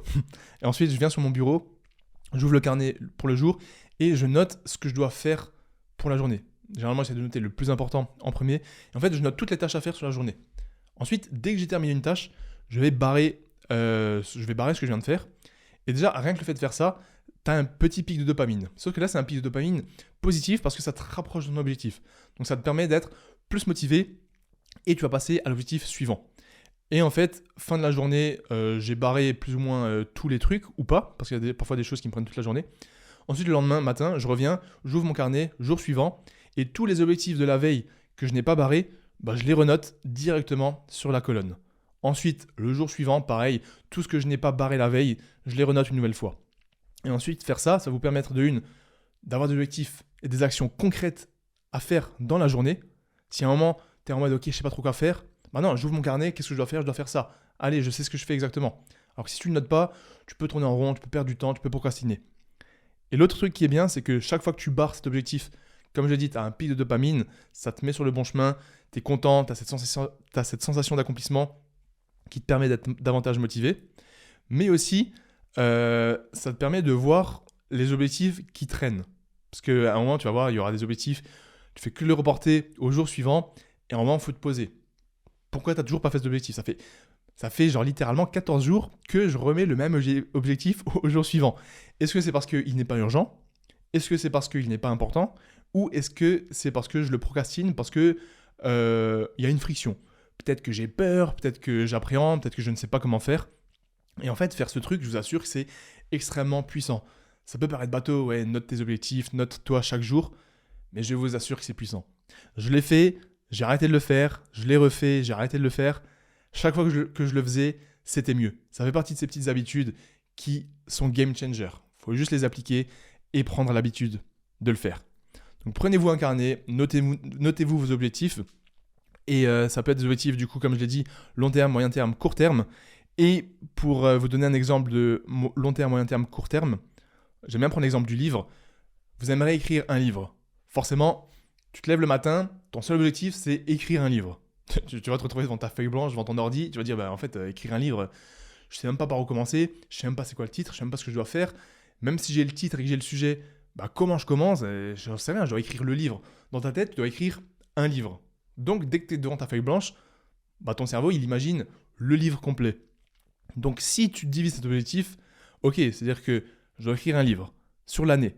Donc, chaque trimestre, donc chaque 4 mois, enfin chaque 3 mois, enfin bref, peu importe, je dois écrire 300 pages ou 500 pages. Donc, ok, chaque mois, je vais essayer d'écrire 100 pages. Donc, chaque jour, je vais essayer d'écrire 10 pages ou X mots. Et en fait, là, tu as déjà divisé ton objectif et donc le matin, tu vas te lever, tu vas te retrouver devant ton ordi, devant ta feuille blanche, tu sais que tu dois écrire juste 100 mots. Quels que soient les mots que tu écris, en fait, tu auras beaucoup moins de friction, tu auras beaucoup moins d'appréhension et ce sera beaucoup plus simple pour toi d'écrire directement 100 mots que de te dire je dois écrire un livre. Et en fait, sauf que ces 100 mots, jour après jour, tu vas avoir l'effet cumulé, ça va vite être plusieurs pages, un chapitre et un livre. Donc très important, divise ton gros objectif long terme en objectif moyen terme et en objectif court terme. Et une fois donc que tu as fixé ton objectif SMART, que tu les as divisés en plusieurs sous-objectifs, la question c'est comment rester motivé, comment rester discipliné et comment bosser vers cet objectif jour après jour, semaine après semaine.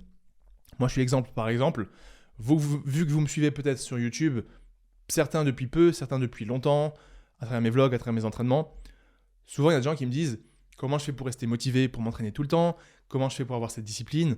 Je ne vais pas revenir sur toute la thématique de la discipline parce que j'en parle souvent dans mes podcasts, puisque je trouve que c'est un sujet absolument passionnant et que pour moi, quelqu'un qui fait preuve de discipline, c'est quelqu'un qui pourra faire beaucoup de choses dans sa vie, que ce soit en termes professionnels, relationnels, sportifs.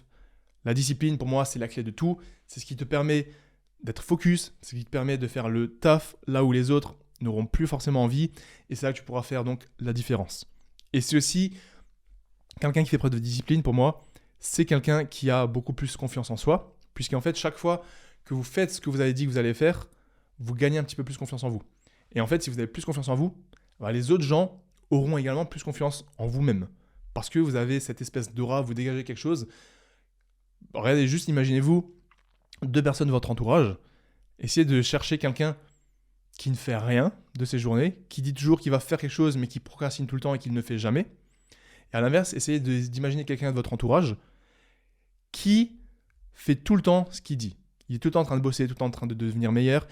Et vous savez personnellement que cette personne, elle va vous dire je vais faire ça, bah vous savez qu'elle va le faire. Maintenant, dites-vous, ok, ces 2 personnes-là, vous voyez qu'elles sont bien différentes, dans laquelle vous aurez plus confiance pour aller au bout d'un projet. Bah forcément, la personne, c'est la deuxième, celle qui a le plus de discipline, et celle qui vous a habitué à faire le taf tout le temps, régulièrement. Et donc c'est pareil pour vous. Si vous faites preuve de discipline, vous allez construire davantage de discipline, et vous allez avoir plus confiance en vous, et donc vous serez encore plus capable de faire des grosses choses, et donc vous allez encore plus avoir confiance en vous, et donc plus de discipline, et c'est un énorme cercle vertueux. Donc là, je vais vous donner mes petits conseils pour être un petit peu plus motivé, pour pouvoir atteindre ces objectifs pour cette année 2025. N'hésitez pas à les noter. Certains peuvent vous parler, d'autres un petit peu moins. L'idée là, c'est juste de vous partager un petit peu mon expérience, ce qui fonctionne sur moi et ce que je trouve cohérent et pertinent. Petit verre d'eau. J'aurais dû me faire un café en vrai, ça serait mieux passé.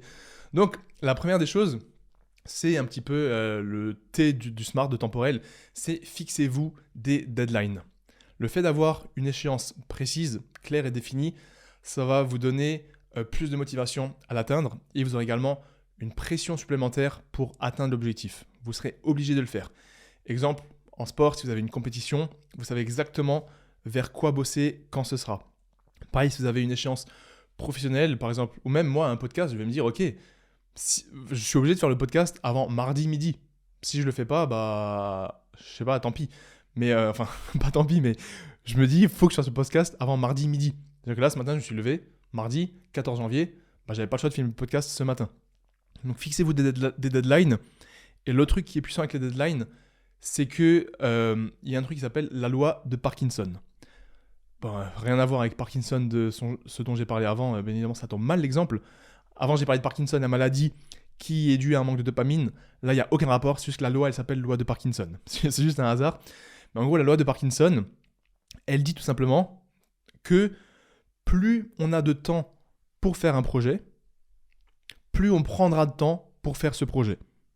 Exemple, si tu as 2 semaines pour faire un travail, bah, tu mettras 2 semaines à faire ce travail. Alors que si je t'avais donné 5 jours pour faire le même travail, bah, tu aurais potentiellement rendu le même travail, la même quantité, en 5 jours.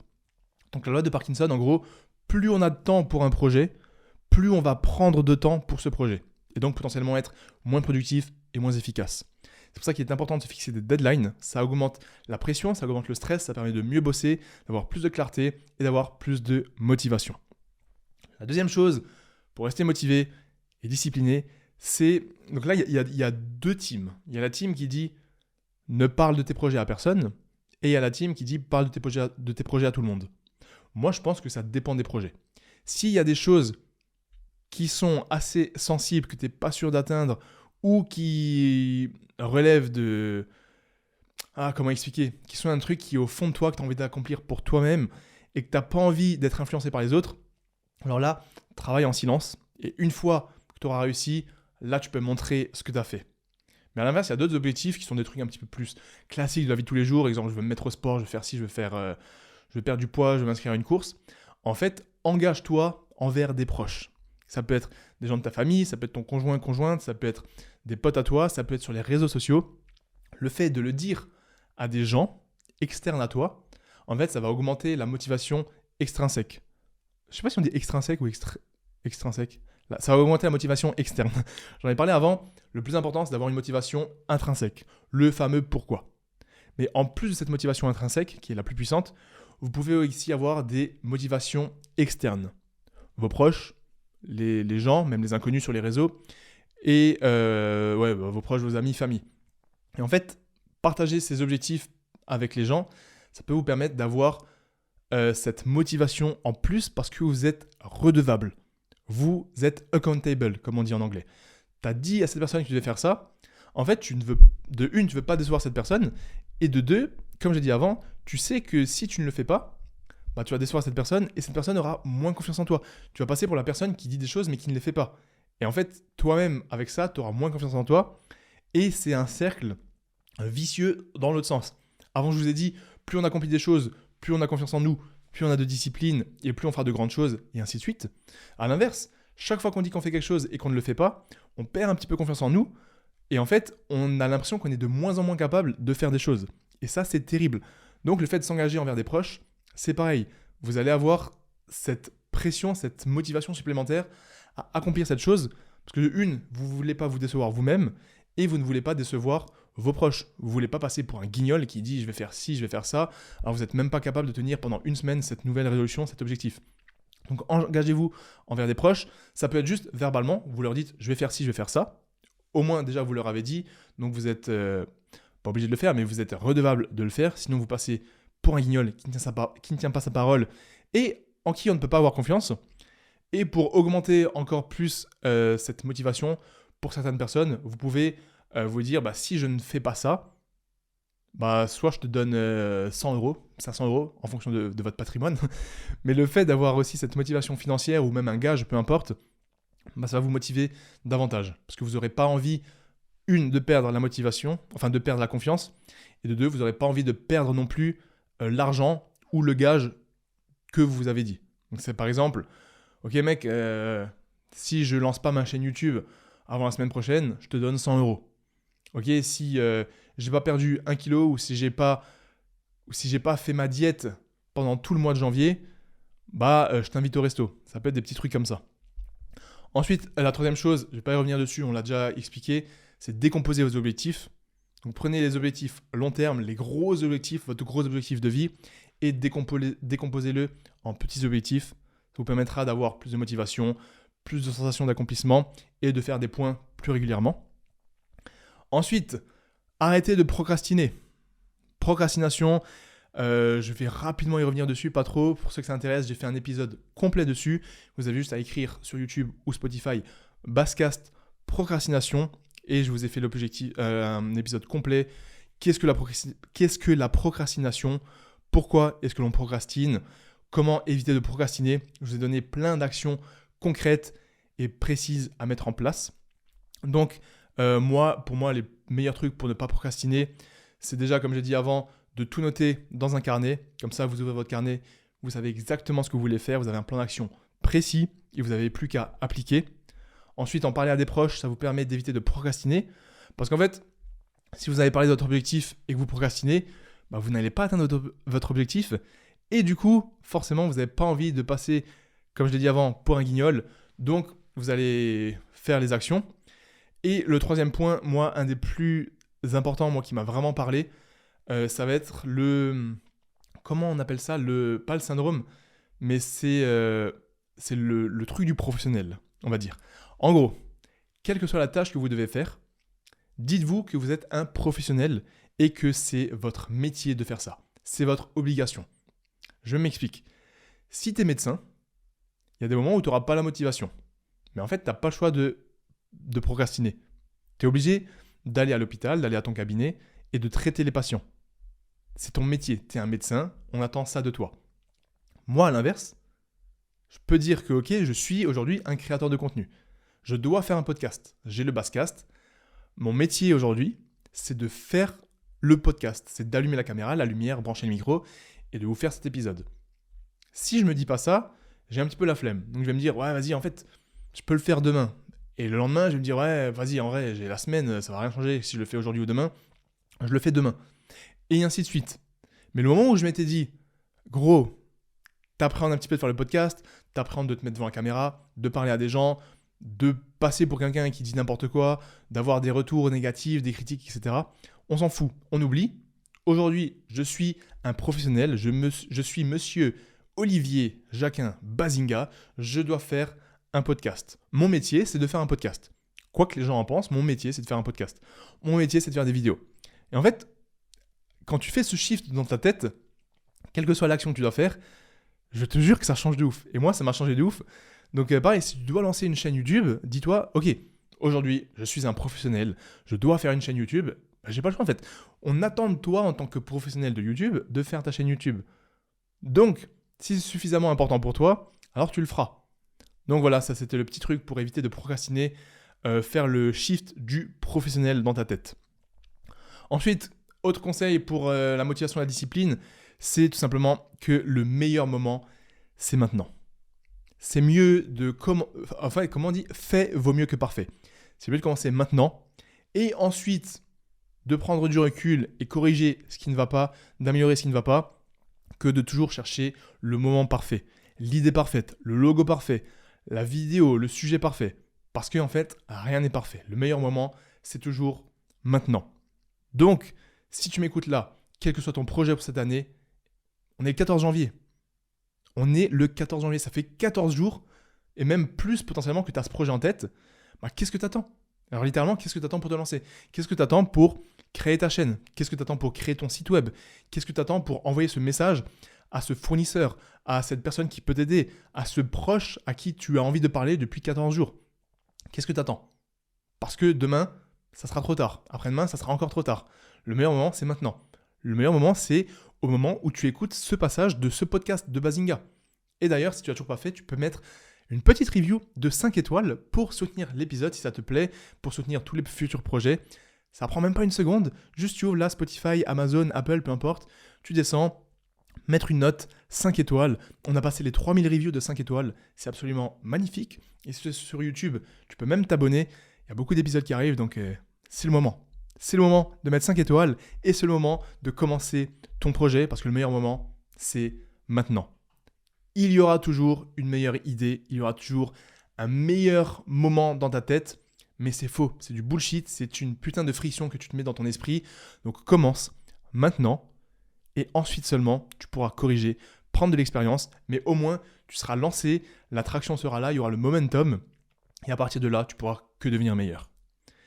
Et la dernière petite chose, c'est quelque chose dont j'aime bien parler régulièrement pour rester motivé et discipliné et atteindre ses objectifs surtout, c'est la différence entre être productif et occupé. Et pour, en fait, être productif, c'est que tu prends 1 heure de ton temps et dans ces 1 heure, tu as fait beaucoup de choses. Tu as avancé sur ce dont tu devais avancer. Être occupé, c'est que tu t'es posé 1 heure pour avancer sur ton projet et tu as fait plein de petites tâches annexes qui sont en lien direct ou indirect avec ton projet, mais qui ne te rapprochent pas vraiment de ton objectif. Donc, il faut être productif et pas occupé. Il ne faut pas passer son temps à regarder les mails, il ne faut pas passer son temps à optimiser son bureau, à chercher le bon logo, la bonne vidéo. Il faut juste être productif et avancer sur la tâche précise. Et la meilleure chose pour être productif, c'est de se fixer un objectif clair et concret grâce à la méthode SMART. C'est de prendre son petit carnet, de se noter qu'est-ce qu'il faut faire aujourd'hui et de barrer au fur et à mesure que tu avances dans ton projet. Donc voilà, tous les petits conseils pour la discipline et la motivation que tu peux appliquer dans tous les domaines de ta vie, professionnelle, relationnelle, sportif, bref. Le premier, c'est mettez-vous des deadlines parce que, comme le dit la loi de Parkinson, plus on a de temps pour un projet, plus on prendra de temps. Deuxième chose, engagez-vous vers vos proches, dites-le à des amis, à des membres de votre famille, donnez-leur des gages si vous ne le faites pas. Troisième chose, décomposez vos objectifs en plus petits objectifs pour être plus motivé et avoir la sensation d'accomplissement et ces fameux pics de dopamine. Quatrièmement, arrêtez de procrastiner. CF l'épisode sur le podcast dopamine que je vous avais, procrastination que vous avez fait. Quatrièmement, le meilleur moment, c'est maintenant. Et pour terminer, soyez productif et ne soyez pas juste occupé. Voilà, maintenant que tout ça c'est dit, normalement, là, vous avez fait le point complet sur votre année 2024. Vous savez pourquoi les bonnes résolutions et les objectifs ne marchent pas dans la majorité des cas. Donc, vous ne savez ce qu'il ne faut pas faire. Vous savez exactement comment vous fixer vos propres objectifs et vous savez comment rester motivé et discipliné pour atteindre ces objectifs pour cette année 2025. Je vois que ça fait déjà un bon petit moment qu'on enregistre. Je vous avais dit que j'allais vous donner mes petits objectifs perso à moi, sportifs, sur les réseaux, professionnels, etc. Et qu'ensuite, j'allais répondre à quelques-unes de vos questions. Donc, je pense que je ne vais pas vous donner tous mes objectifs, parce que même là, si on est le 14 janvier, je n'ai pas encore eu le temps de tous les noter. J'en ai noté pas mal. Je vais en partager quelques-uns avec vous. Peut-être ça peut vous intéresser de voir ce que moi, je me suis mis comme objectif en tant que créateur de contenu, en tant que créateur de la marque Baseltix et en tant que sportif. Et ensuite, On va voir si j'ai le temps de répondre à une ou deux questions. Sinon, je garderai ces questions bien précieusement pour le prochain épisode. Bon, du coup, de mon côté, quels sont les objectifs que je me suis fixés pour cette année 2025 ? Ou du moins une partie des objectifs, parce que comme dit, il faut encore que je me pose, que je prenne du temps, parce qu'il y en a beaucoup, il y a beaucoup d'aspects. Je vais aborder l'aspect sportif en premier, ensuite l'aspect professionnel avec Basaltix, la marque de vêtements, et on va terminer par les objectifs au niveau des réseaux sociaux, parce que peut-être ça peut vous intéresser. Donc, tout d'abord, l'objectif sportif. Là, au moment où vous écoutez ce podcast, je vous le dévoile en avant-première, puisque la vidéo où j'annonce l'objectif n'est pas encore sortie. Elle sort ce dimanche. Le dimanche, je ne sais pas combien on sera. Le 19. Elle sort ce dimanche, 19 janvier à 18h. L'épisode 1 de la nouvelle prépa. Donc là, si tu m'entends, je vais te spoil en avant-première. L'objectif, le premier objectif sportif de cette année 2025, c'est courir un Irox en open en sub 1 heure. L'échéance, ça sera l'Irox de Paris en avril, début avril. J'ai donc à peine 3 mois de préparation intense pour essayer de me rapprocher au mieux de cet objectif. Un objectif smart, donc Irox sub 1 heure en catégorie open à Paris début avril. Ça va être fou, il y aura tellement de monde à Paris, je sais que je vais rencontrer beaucoup d'entre vous, je serai là, j'aurai une grosse prépa de 3 mois, ça va être une prépa extrêmement intense, et là, je suis trop hypé parce qu'en fait, je suis trop content de commencer une nouvelle prépa, à nouveau vous documenter tout de A à Z à travers une série, la série Irox, donc Road to Irox. L'épisode 1 sort ce dimanche 19 janvier, c'est aussi l'épisode que j'ai tourné là quand j'étais en France avec l'équipe, donc des belles vidéos qui arrivent, des beaux plans, ça va vous motiver. Je vais essayer de vous apporter tout ce qu'il y a à savoir sur cette prépa, sur ce sport. Et vu que c'est le Irox, pour ceux qui ne savent pas, c'est à 60% de la course à pied, je vais vous donner tout ce qu'il faut pour devenir plus fort, plus endurant, comment mieux courir, comment faire une bonne prépa course à pied, comment progresser sur le Irox, comment gérer son alimentation, comment gérer son entraînement. Bref, l'idée, ça va être de vous apporter pendant toute cette série YouTube de ce dimanche jusqu'à début avril un maximum de connaissances, un maximum de motivation et surtout un maximum de bon temps avec une série digne de ce nom, avec un épisode chaque semaine. Donc voilà, pour le premier objectif sportif, Irox sub 1 heure. Ça va être dur, ça va être intense. Je suis assez loin de cet objectif là aujourd'hui, donc je vais devoir redoubler d'efforts. Et je vous avoue que j'appréhende un petit peu. Ensuite, je vous ai dit, c'est le premier objectif, c'est-à-dire qu'il y en a d'autres. Le deuxième objectif pour cette année 2025, ça va être de courir un ultra-marathon. Je vous l'avais dit, vous le saviez, j'ai fait une vidéo post-Ironman sur comment je me sentais, les futurs objectifs, et je vous ai dit que l'idée, c'est de courir un ultra. J'ai vraiment envie de courir un ultra-marathon, et l'idée, ça serait de faire minimum un 100 km. Je ne sais pas où, je ne sais pas quand, ni comment, mais je sais que ça va être trop stylé. Et en fait, vu que pour préparer un ultra, il faut beaucoup courir, et que pour que je progresse à l'Irox, je dois beaucoup courir, en fait, la prépa Irox va me permettre déjà de préparer en quelque sorte l'ultramarathon. Donc d'abord la focus Irox jusqu'à avril, avec du coup beaucoup de courses à pied, au moins 3-4 sorties par semaine. Et dès que l'Irox est fini, je continue de maintenir le physique, les performances sur la force.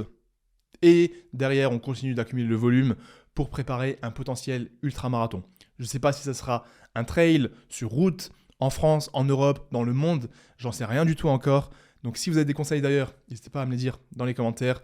Mais voilà, premier objectif sportif, Irox, sub 1 heure. Deuxième objectif sportif, un ultramarathon de minimum 100 km. Peut-être un troisième petit objectif, mais rien de sûr, rien de concret. Donc je ne vous le partage pas. Et si ça viendra, de toute façon, vous serez les premiers au courant. Donc voilà pour l'objectif sportif. L'objectif, c'est de continuer à être fort, rapide, endurant, être ce fameux athlète hybride et surtout incarner au maximum le slogan de ma marque de vêtements, Baz Athletics, le fameux slogan qui est Made for Performance. Et donc c'est la transition vers l'objectif professionnel avec ma marque. Donc l'objectif c'est de continuer de développer au maximum la marque de vêtements avec plein de beaux projets en cours. Là on est en train d'agrandir la team média pour avoir plus de contenu, des vidéos plus quali et être davantage présent sur toutes les plateformes. On est présent maintenant sur TikTok, Instagram et YouTube. Sur YouTube, on a enfin lancé la chaîne. Donc, si ça vous intéresse et que vous voulez soutenir le travail, il y a la chaîne YouTube Baz Athletics qui est maintenant en ligne. La première vidéo est déjà sortie. On va également mettre du contenu vertical régulièrement. Mais l'idée, c'est d'avoir des vidéos format long, des vidéos qui prennent vraiment l'essence même de la marque, des vidéos raw, des vidéos de course, des vidéos motivation, vraiment des vidéos made for performance avec moi-même, nos athlètes, et vraiment essayer de vous documenter toutes les courses, tous les déplacements qui sont en lien avec la marque, que ce soit des Irox, des Ironman, des marathons, des 10 km ou encore tous les behind the scenes de la marque, les nouvelles collections, les nouveaux drops, tous les déplacements qui concernent la marque. Bref, l'idée c'est vraiment de pouvoir tout documenter de A à Z, comme j'ai pu le faire sur ma chaîne YouTube, mais vraiment avec un focus sur la marque et les athlètes. Donc la chaîne YouTube Buzz Athletics est disponible, la première vidéo est sortie, j'ai déjà 4 vidéos de prêtes, des vidéos absolument magnifiques, raw, des petites musiques, des belles images, des beaux plans, avec une belle équipe, des beaux montages. Bref, j'ai hâte que vous découvriez tout ça. Et aussi au niveau de la marque Buzz Athletics, on va enfin lancer la gamme femmes cette année. Elle devrait arriver courant du mois de mars. Leggings, brassières, crop top. On a enfin trouvé des fournisseurs de qualité. Les prototypes sont absolument magnifiques. Et je me réjouis de pouvoir enfin lancer une gamme pour les femmes. Même si vous êtes une minorité sur mes réseaux, forcément, j'ai vraiment envie de pouvoir vous proposer un truc extrêmement qualitatif. Un truc extrêmement quali, quoi. Et la dernière des choses, c'est avec Buzz Athletics, continuer de développer la gamme homme, vraiment axée sur la performance, avec une nouvelle gamme running, une nouvelle gamme pour l'entraînement, une nouvelle gamme spécifique Irox, même si là aujourd'hui, on a tout ce qu'il faut sur notre site. D'ailleurs, au moment où vous m'écoutez, il y a un gros restock. On a enfin restock tous les shorts d'entraînement, tous les shorts de running. On a enfin restock les sacs qui sont dispo en précommande parce que vous avez absolument sold out nos sacs complètement et même le stock de tous nos produits. On a restock les polaires et surtout, il y a les tout nouveaux drops des hoodies. Là, on a lancé 2 hoodies. Donc, le hoodie Hybrid Athlete Club et le hoodie Lifting Club, ils sont absolument bangers. Il y a aussi les gants de running, les gants basse performance qui sont tactiles et je vous assure que là, en fait, je suis trop fier de la qualité, je suis trop fier de l'évolution que prend la marque et vous pouvez être sûr que 2025, je donne tout ce que j'ai, toutes mes ressources financières, mentales, toute l'énergie que j'ai, je le mets dans la marque pour vous proposer quelque chose de qualité, quelque chose dont vous serez fier de porter et vous serez fier de brandir le fameux slogan Made for Performance. Donc on va continuer de créer cette communauté tous ensemble et merci infiniment pour tous ceux qui ont déjà commandé. Comme dit, vous avez le code BAZE pour le nouveau drop en avant-première sur ce podcast et merci infiniment pour votre confiance. Merci de me donner votre temps à travers ces podcasts, à travers ces vidéos et j'essaie de vous rendre du mieux que je peux. Donc voilà pour Buzz Athletics, c'est le focus principal de cette année. Et le dernier point que je vais aborder, c'est la stratégie des réseaux sociaux en tant que créateur de contenu. Donc déjà, c'est reprendre à fond le podcast. Je l'avais bien repris l'année dernière, mais fin de l'année avec le déménagement à Tallinn, c'était un petit peu compliqué. Là, c'est déjà le 4e épisode depuis la reprise. L'idée, c'est de faire au moins un épisode toutes les 2 semaines. Voilà, je m'engage, je vais essayer de faire un épisode toutes les 2 semaines. Des épisodes solo parce que je me suis habitué maintenant, j'ai mon setup, j'ai mes lumières, je suis bien, je peux parler avec vous, on peut aborder plein de sujets.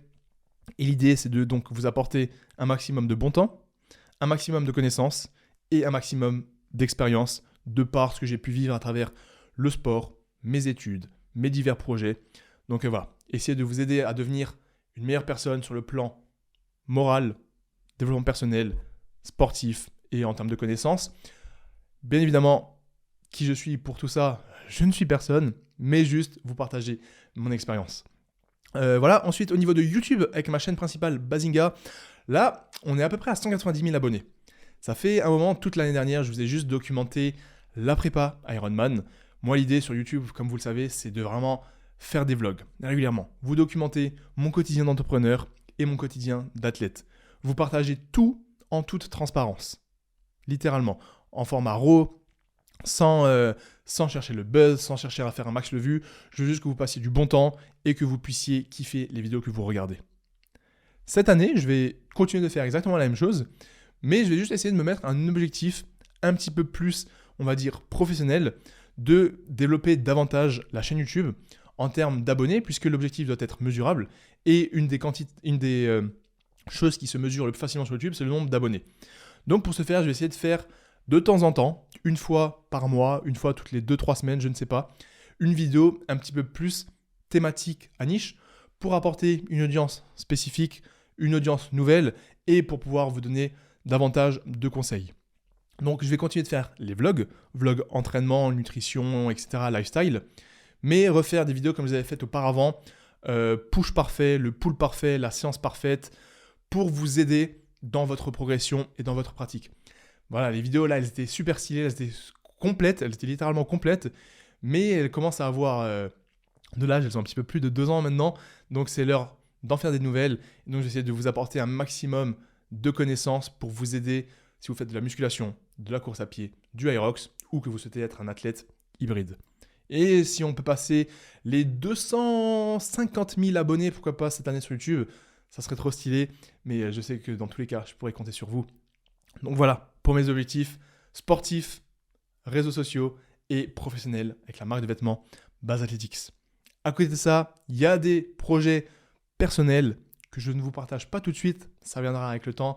Là, je pense que j'ai assez discuté et donc on va arriver à la fin de ce podcast. Je sais que je vous avais dit que je répondrai à quelques-unes de vos questions, j'en ai pas mal là, mais ce que je vous invite à faire du coup, c'est sous chaque épisode de podcast, parce qu'à partir de maintenant 2025, je vous ai dit qu'on va faire beaucoup d'épisodes, c'est que sous chaque épisode sur Spotify ou sur YouTube, là si vous êtes sur YouTube, mettez-moi les questions que vous aimeriez que je réponde en fin d'épisode.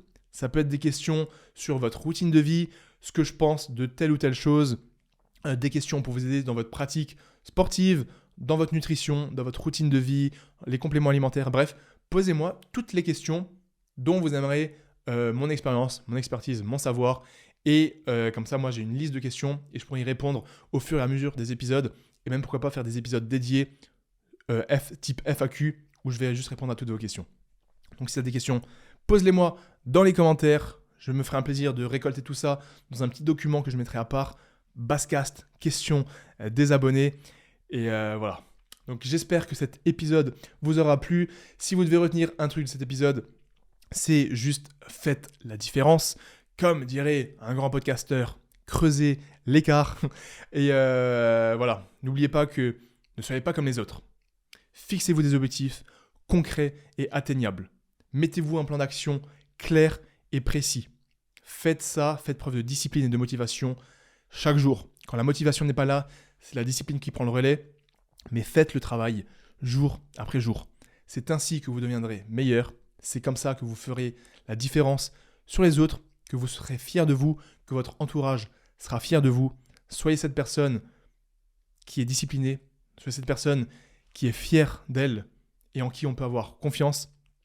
Et mettez-vous des gros objectifs pour l'année 2025. Soyez ambitieux. N'ayez pas peur de tout ce qu'on dit. N'ayez pas peur du regard des autres, de ce que peuvent dire les autres. Tous les rageux, toutes les personnes qui vous critiquent, c'est des merdes. Laissez de côté. Prenez que les critiques constructives, bien évidemment. Mais tout le reste, toutes les insultes, toutes les gens qui essaient de vous tirer vers le bas, qui vous empêchent de progresser, mettez-les de côté. Elles ne valent rien, je peux vous assurer. Coupez les ponts. N'ayez pas peur de couper les ponts. Parce qu'en fait, ça va rien vous apporter dans votre vie. Rien de positif. Gardez que le positif. Gardez que ce qui vous pousse vers le haut. Ayez des bonnes habitudes de vie, sport, bonne alimentation, bonne routine quotidienne. Coupez les écrans, coupez les distractions de merde. Évitez de trop jouer aux jeux vidéo. Évitez de trop scroller sur les réseaux. De donner votre attention comme ça, bêtement, gratuitement. Évitez le porno. Bref, développez vos relations avec les autres, avec votre famille. Et soyez quelqu'un d'entreprenant dans la vie. C'est ça le plus important. Et voilà, je pense que c'est tout pour cet épisode. J'espère qu'il vous aura plu. N'oubliez pas encore une fois de vous abonner si vous êtes sur YouTube et de mettre une review de 5 étoiles pour me soutenir. Le taf est fait et made for performance.